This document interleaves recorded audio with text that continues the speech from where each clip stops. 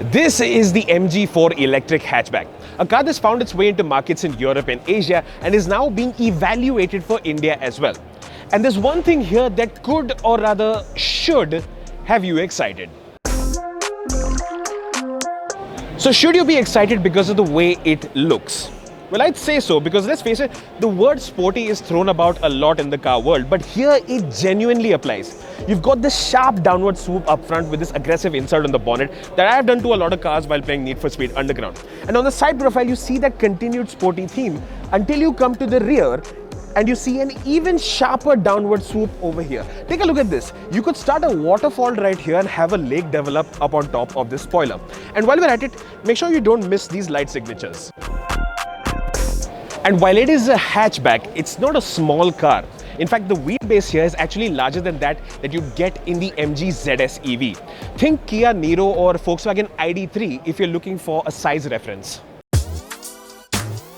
So then, should you be excited about the cabin space on offer?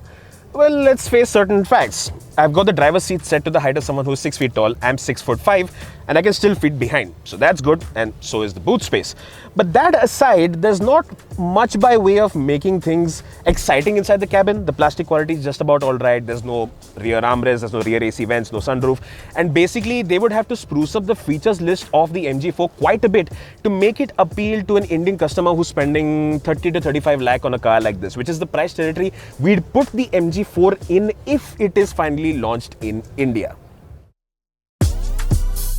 But the reason to be excited is this. The MG4 is available with 51 and 64 kWh battery packs that give it a claimed range of up to 450 kilometers. And while that sounds nice, what's really exciting is this thing makes 170 horsepower and 250 Newton meters of torque. And all of that oomph is sent to the rear wheel. Yep, this is an enthusiast-friendly rear-wheel drive hatchback. So it's a hot hatch with rear-wheel drive, which is a very rare configuration, and it's something that we haven't exactly seen in India since the likes of the BMW 1 Series.